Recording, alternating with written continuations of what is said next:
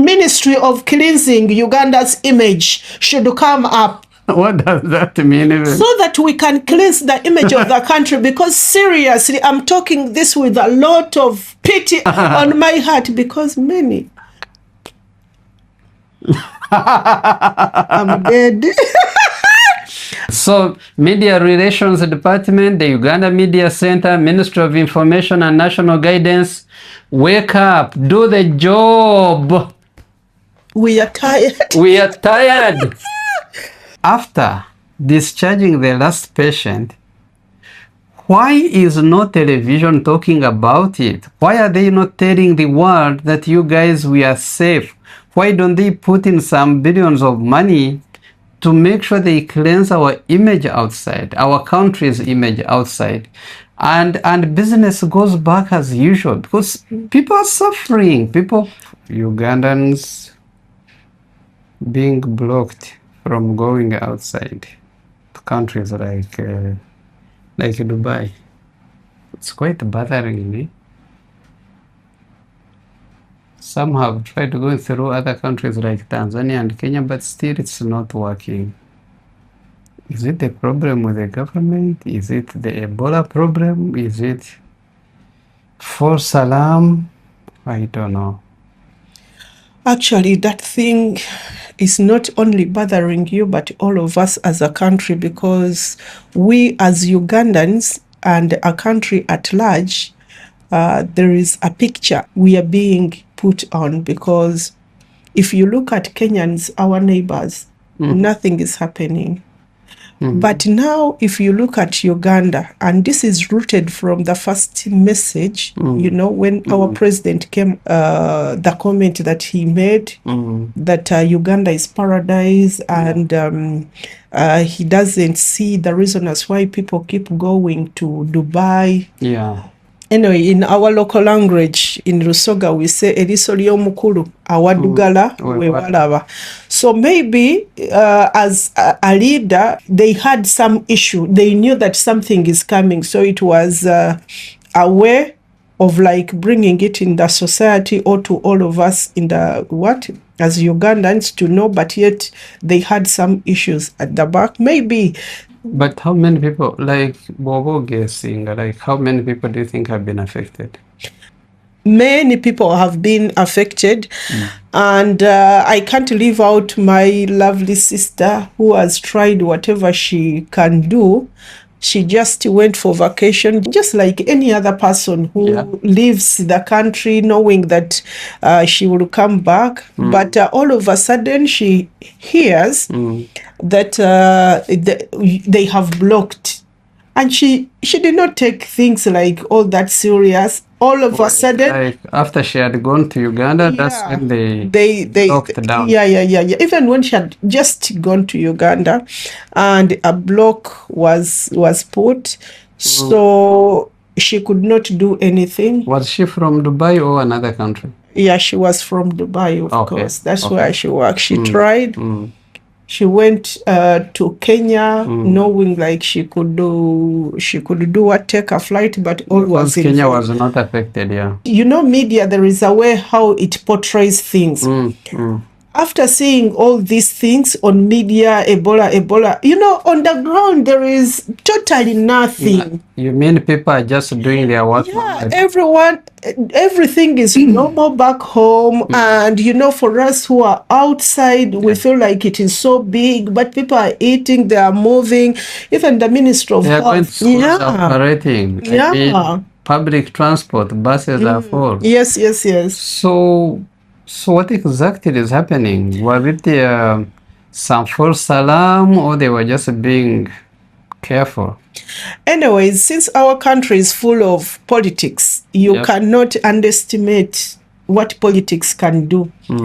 You know, I know something related to politics, but then let's keep our eyes open to see if something will come up positively, or the Dubai and all other countries will, will give us another chance, because really people are being affected. Just imagine somebody leaving the country, leaving Dubai, a person who has been staying there, everything, his or her family is there. Yep. All the things, like probably people move with their documents. Yep. Maybe as he's working in Dubai, he went with his documents, they are seated in the home. Yep. And when Dubai says, we are closing, just imagine how that person can. It's heartbreaking. It is really heartbreaking. So do you know what is surprising actually? On 15th July, those are like 10 days ago, 12 days. The Ministry of Health came out and declared that they had discharged the last patient of Ebola. That the country had not had any case of Ebola for over 30 days. So they were discharging the last patient. Now, what is confusing me is, why is nobody talking about it so that the image of the country can get better? Why is the media quiet? What do you think is happening? And that is actually true, because even as all our ears are open, by now we would be back home on vacation also. But in our country, there is a way they can escalate the negativity more than the positivity. If it was probably a negative thing, by now media would be covered everything. But now, because it is something positive, there is nothing. And even, the government itself would take that very initiative. Yeah. Because as you're waiting for people to come up on media to say, hey, there is no Ebola, but what are the big people saying? Yeah. We saw when Ebola came, who was the first one to say there was Ebola? Yeah. But if that person comes back and then he says, okay, we appreciate this and this, we were able to fight this, and there is no longer, Ebola in our country, probably people would take it very serious. But it is really unfortunate. Yeah, maybe there is something that they are really scrutinizing, and perhaps by the end of this week or month, we will see what. Oh, yeah. Actually, they gave 42 days. Oh, that's another 42 days. Month and a half. Yes. Just imagine. Do you know why they are 42? They were saying that the World Health Organization, after you have discharged the last patient, they give you a time frame within which to be sure that the outbreak is done. So I was trying to figure out why 42 days, and they kind of said the cycle, one cycle is 21 days. So they need 2 full cycles to be sure that there was no other outbreak. So my question is, are these people who have been waiting on the airport, who have contracts, whose holidays have expired, The stay visas, waiting? Don't you think they risk losing their jobs? And just the moment the extra time you add in, that is another extra expense. Yeah, that's also everything is lost. Time, money, hope, faith, like trust, everything is lost. So we cannot, outlook those ones. But because you can't even start looking for jobs when you're on holiday. Which jobs are there in Uganda? There are no jobs. That's why many people choose to run away. So if somebody has a little job like they have got outside the country, I think the government also should come up and then look at these people, look at us all, and then, feel for the people, because it's about, how, how you feel for your people.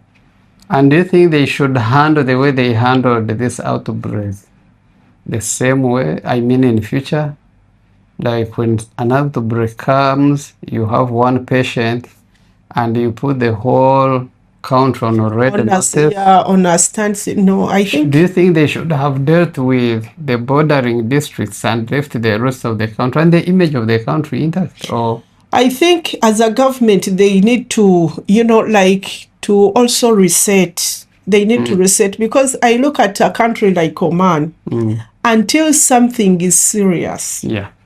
Until by the time they come out to say, oh, we have put a quarantine, or we have put a precaution like this, by the time they do that, just to know something is very serious. But as long as they are not also sure, because you never know if it is sure or not, but if they are not sure, they keep on, staying on the ground, get rooted to the ground, try to solve the issues, try to solve where necessary. Actually, in Uganda, we had a chance, like we knew where this Ebola person had come from. Yes, that was from Congo. If it went immediately, strike a ban from all quarantine, wherever it is on the country of Congo, and then dealing with the people, like following up, before they come out in media, it would have helped us so much.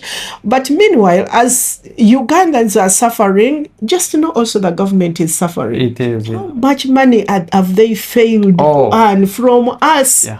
Who had even the ticket money? We had chances to travel. Some people, were preparing, to purchase things or business, all that. And talking about it, definitely business went down. And there was tourism also. All that one. People cancelled all their bookings because they couldn't go. If they went, they would risk dying. So they cancelled their bookings and took their business elsewhere. So it's true the government lost a lot. For that case, I would say fine. Because instead of people dying, lose the money, save the people.